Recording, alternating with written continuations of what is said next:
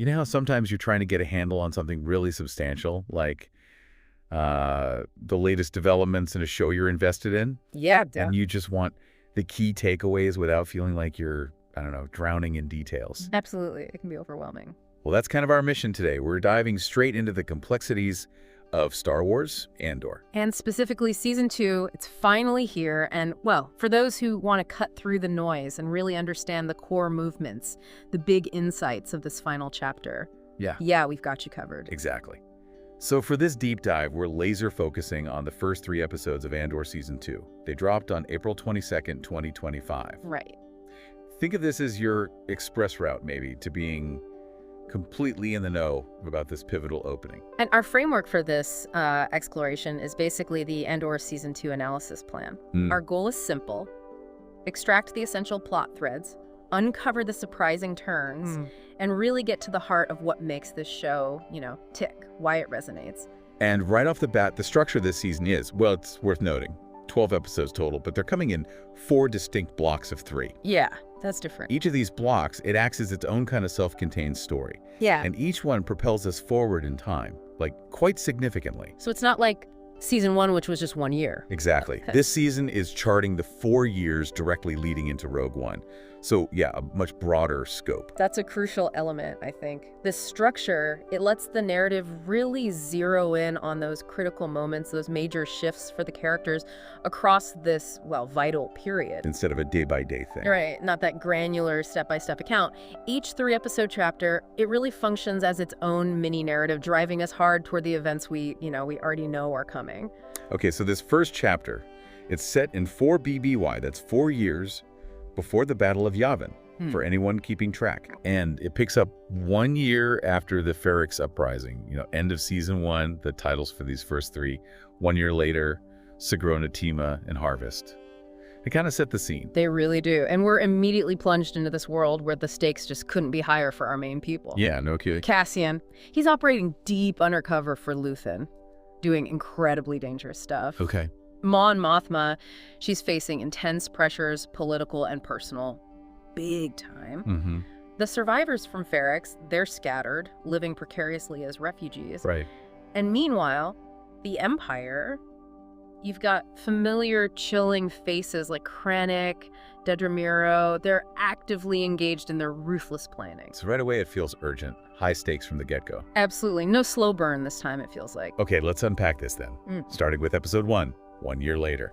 Cassian jumps right into the action, infiltrating an Imperial CNR test facility. Right. Yeah, and his objective is pretty specific. Steal a prototype TIE Avenger. Okay, the TIE Avenger, cool. And what's fascinating here right away is how quickly we see Cassian's evolution. His interaction with this Imperial tech, Naya, it shows this new level of leadership. He can persuade now. He's not just looking out for number 1 anymore. Right, it's not just self-preservation. Exactly. He's clearly committed to something bigger, and he can actually, articulate that to others. Even his struggle initially with the TIE Avenger's advanced controls during the escape. Yeah. It highlights his growth. He hits the challenge head on, doesn't back down. Okay, interesting. And at the same time, we get this glimpse into the Empire's darker side with Krennic back. Oh, yeah. Director Krennic, he's at this secluded place, the Malphine Divide, holding this very clandestine meeting. Okay, what's the topic? Exploiting the planet Gorman for Calkite, which we learn is crucial for the Death Star's super laser. Ah, okay. There it is, the Death Star connection. And the secrecy in that meeting is just chilling. No notes, no records, none of you were here. It just underscores the huge gravity of their plans, right? And maybe hints at the internal power struggles within the Empire, too. Definitely. And the discussion around propaganda, how to instigate unrest on Gorman. Dedramiro chips in using her Ferrix experience. Oh. It's particularly disturbing, and that's where Andor just nails it. Grounding this huge galactic conflict in recognizable, almost mundane human behaviors. Bureaucratic evil. Yeah, it's not mustache-twirling villains, it's scarier. It really is. It forces you to confront that uncomfortable idea that, atrocities like this aren't born from some cartoon villainy, but from systems, processes, individual complicity. Yeah, that Wannsee Conference parallel they mentioned is pretty potent. Exactly. It's unsettling but insightful. Okay, shifting gears to Chandrila, Mon Mothma. She is in the middle of preparing for her daughter Lyda's arranged marriage to Stekken Skulden. Yeah, and this arrangement is the direct result of that deal she made with Stekken's father, Davoskulden, remember? For money. Right, to fund the rebellion. Secretly. So this just starkly illustrates the massive personal cost of Mon Mothma's dedication. She's making this deeply personal sacrifice, potentially messing up her daughter's whole future. For the greater good, as she sees it. For what she believes is the greater good. And then Taekolma shows up again, her banker friend who helped her move the money before. Oh boy, that adds another layer. Totally. Tension, potential danger. And Luthen is there too, just watching, observing everything. Like he does. Suggests he's keeping a very close eye on the situation and any vulnerabilities that might pop up. Okay. And finally, in episode 1, we catch up with the Ferrix survivors. Where are they? They're on a planet called Minarau, working as undocumented mechanics. It's an agricultural planet. Undocumented, so vulnerable. Exactly. Their situation really underscores the ripple effects of the Ferrix uprising. They've found some peace. Yeah, they're kind of integrated. Always looking over their shoulder. Absolutely. That lack of official status leaves them incredibly vulnerable to Imperial eyes. It's precarious. Okay, then episode 2, Sigrona Tima. Cassian gets thrown into something pretty unexpected.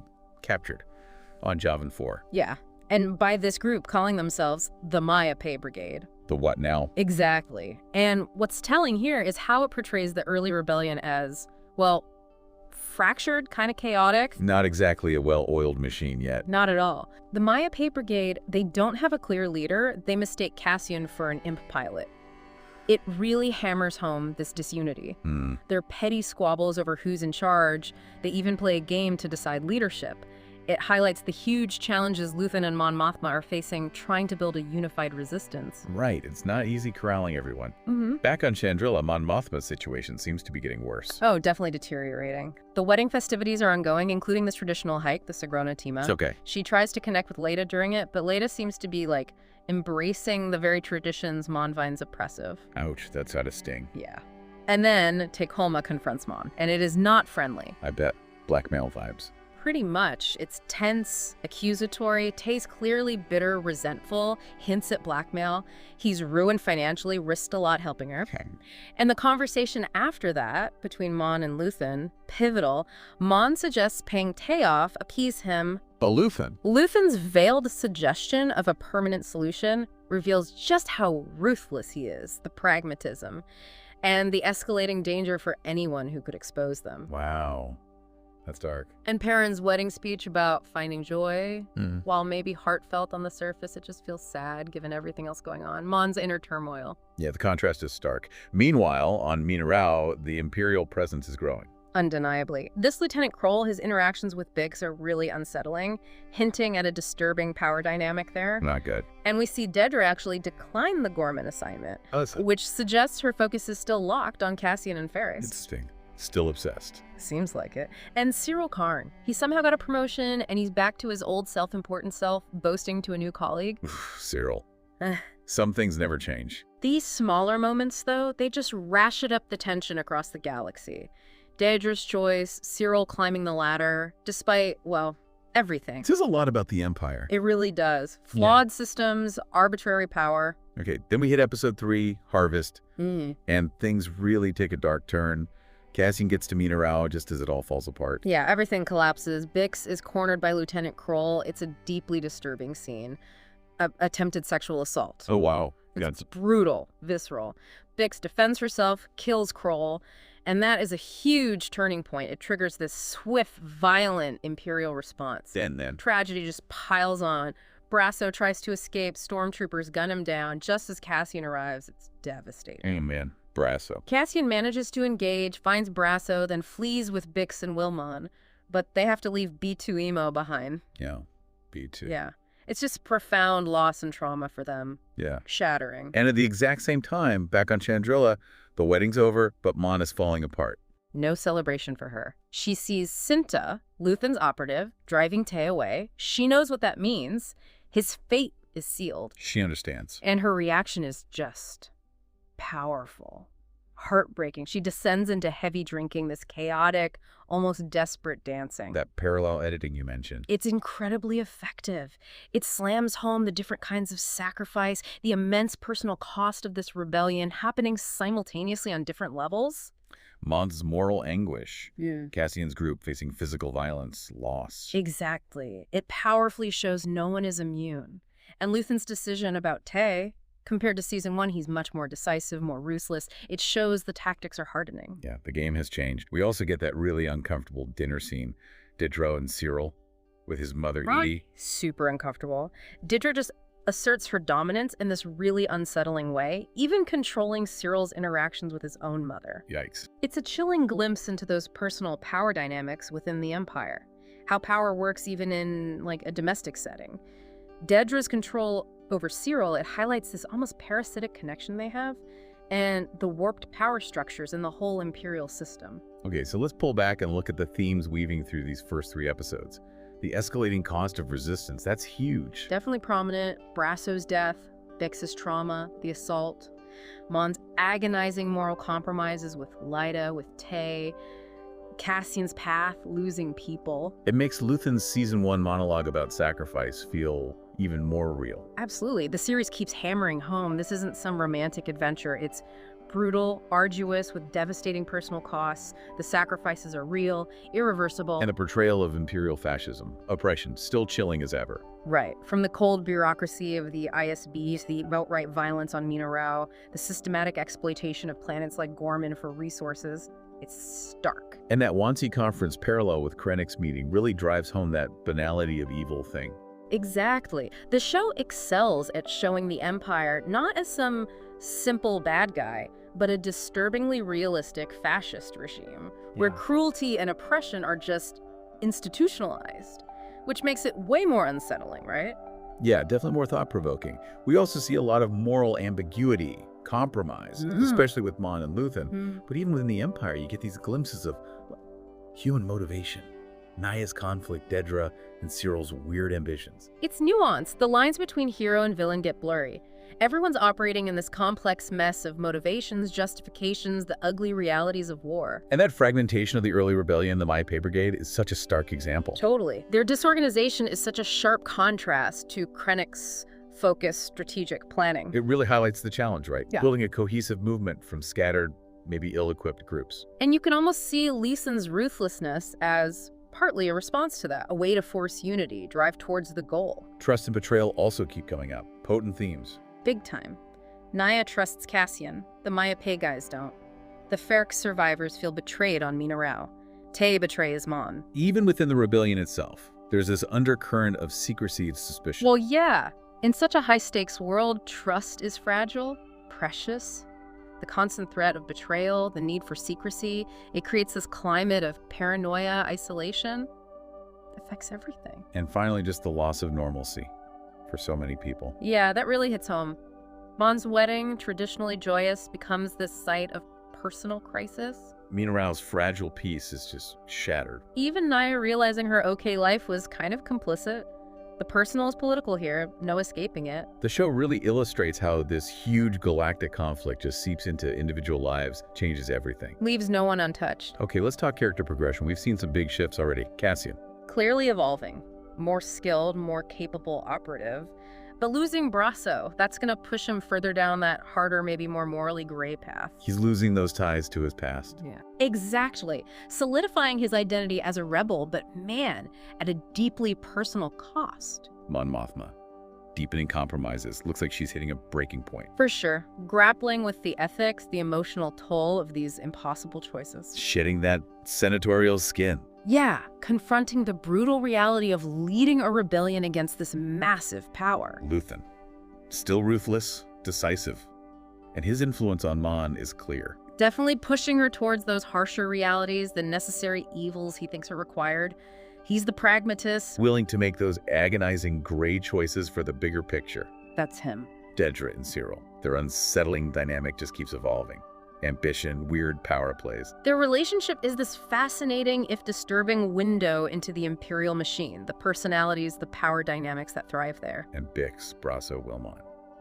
They really show the human cost. Devastatingly so. Bix shows incredible resilience, faces horrific stuff, but losing Brasso, that shatters their found family. They represent the ordinary people caught in the middle. Absolutely. Lives just irrevocably, tragically altered by the Empire and the fight for freedom. We also see Krennic firmly established as a key antagonist again. His ambition tied right to the Death Star. Anchors the story right back into the bigger saga, connects these events to that ultimate threat. And Takehoma's downfall. Swift, brutal, a cautionary tale. Definitely. Underscores the unforgiving nature of this conflict. Compromised loyalties don't end well. The show also keeps enriching the galaxy. Mina Rao, that doomed sanctuary. Yeah, starts as hope, ends in tragedy. Kendrilla's opulent traditions, contrasting with Mon's reality. Such a stark visual and thematic difference. Yavin 4 in its early disorganized rebel phase. Gives you a sense at the beginning. And the TIE Avenger. Cool nod for the lore fan. Totally. These details, they deepen the world building, provide context.